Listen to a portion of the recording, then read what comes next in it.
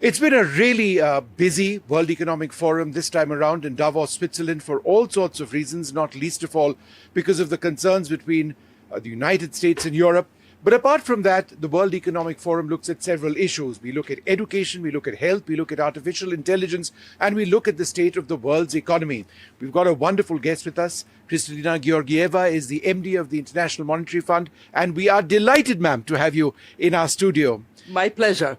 AI is something that has been a source of conversation here for quite some time.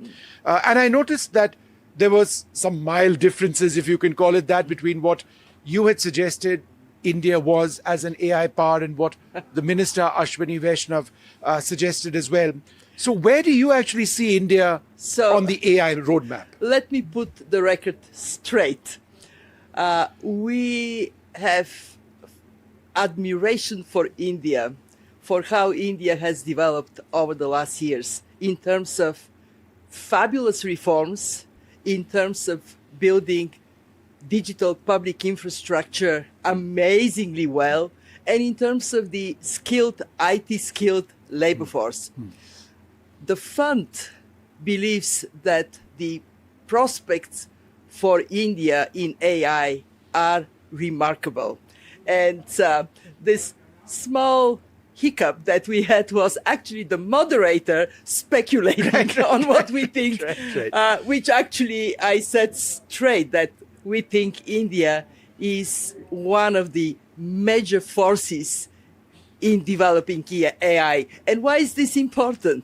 Because when we look at the prospects of AI to lift productivity and deliver higher growth, they are truly remarkable.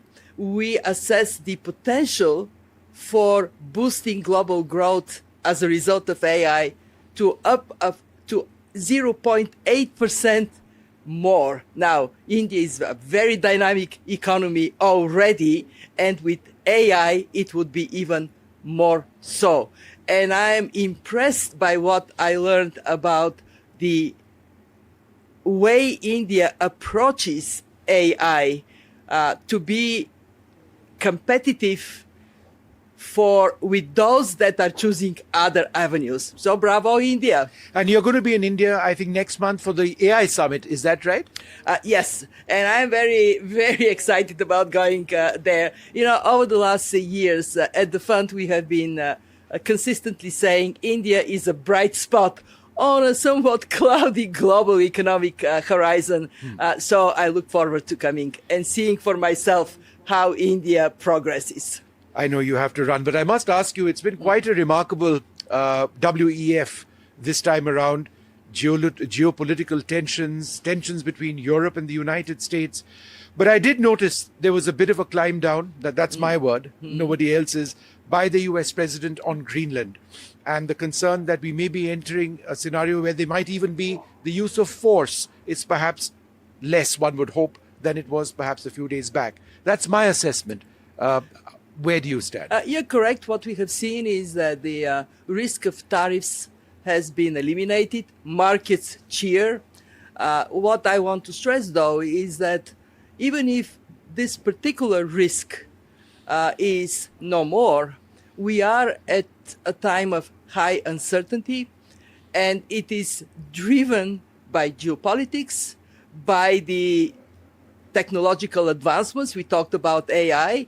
We expect a lot from AI, but what if these expectations do not materialize? What may then happen in financial markets? So it is a risky environment, and what we tell our members is, at the time of uncertainty, make sure that you have strong fundamentals, that your own house is in full order. And I admire India for being so focused exactly on that.